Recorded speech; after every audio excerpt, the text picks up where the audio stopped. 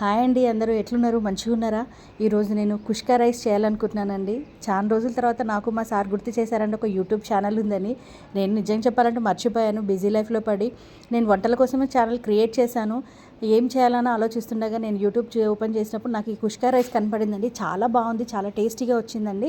చాలా ఈజీగా కూడా అయిపోతుంది. ఎప్పుడు ఒకేలా కాకుండా డిఫరెంట్గా కూడా ట్రై చేసుకోవచ్చు కదా అనిపించింది. అందుకే చేయడం స్టార్ట్ చేశానండి.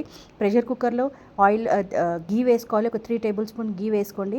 అది కొంచెం కాగినాక హోల్ గరం మసాలా దినుసులు అండి, బిర్యానీకి వాడే ప్రతి దినుసులు వేసుకోవచ్చు. మీ ఇంట్లో ఏదున్నా వాడచ్చు. దాని తర్వాత బిర్యానీ ఆకులు వేసుకోవాలండి. కొంచెం ఫ్రై చేసిన తర్వాత కొన్ని జీడిపప్పు ముక్కలు వేసుకోవాలండి. జీడిపప్పు కూడా మంచి ఎర్రగా అయిన తర్వాత ఆనియన్ పెద్దదండి, ఆనియన్ ఒక పెద్దది కట్ చేసుకొని వేసుకోవాలండి. అది గోల్డెన్ బ్రౌన్ వచ్చిన తర్వాత కొన్ని పచ్చిమిర్చి, కరివేపాకు వేసుకొని కొంచెం ఫ్రై చేసుకోండి. దాని తర్వాత టొమాటోస్ వేసి ఫ్రై చేసుకోవాలండి. కొంచెం మంచి దగ్గర పడాలి. ఇప్పుడు దాంట్లో కారం ఒక 2 టీ స్పూన్, మనం కారంకి తగ్గట్టు అండి. కొందరు ఎక్కువ తింటారు, కొందరు తక్కువ తింటారు. మన తెలంగాణ సైడ్ కొంచెం కారం ఎక్కువే తింటారు.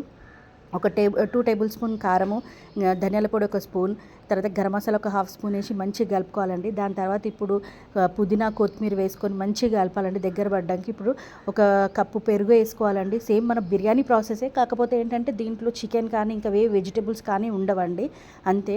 దాని తర్వాత ఒక హాఫ్ అన్ అవర్ ముందు నానబెట్టుకున్న బాస్మతి రైస్ వేసుకోవాలండి. అది మంచిగా ఒకసారి మసాలా అంతా బాస్మతి రైస్కి పట్టేంత వరకు కలుపుకోవాలండి. బాస్మతి రైస్కి మసాలా అంతా పట్టిన తర్వాత ఒక్క నిమిషం అది విరిగిపోకుండా కలుపుకొని ఒక్క నిమిషం అట్లా ఉంచుకోవాలండి.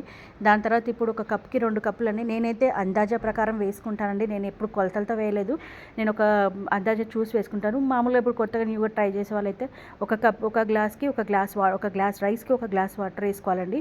తర్వాత కలుపుకొని ఇప్పుడు మనం ఎక్కడ సాల్ట్ వేసుకోలేదండి. ఇప్పుడు సాల్ట్ తగినంత సాల్ట్, తర్వాత పైనుంచి కొంచెం నిమ్మకాయ పిండి వేసుకొని దీన్ని 3 విజిల్స్ పెట్టుకోవాలండి. 3 విజిల్స్ తర్వాత ఇప్పుడు ఇలా ఉందండి. చాలా బాగా వచ్చిందండి రైస్ మాత్రం. తర్వాత పెట్టుకున్నాను, మా సార్కి టేస్ట్ చూపించానండి. చాలా బాగుంది అన్నాడండి. ఇక్కడ నుంచి రెగ్యులర్గా వీడియోస్ వస్తాయి. ప్లీజ్ అండి నా ఛానల్ని లైక్ చేయండి, షేర్ చేయండి, సబ్స్క్రైబ్ చేయండి. మీకు ఇంకా ఎలాంటి వంటలు కావాలో నాకు కామెంట్లో చెప్పండి. నేను డెఫినెట్గా నా స్టైల్లో ట్రై చేస్తానండి.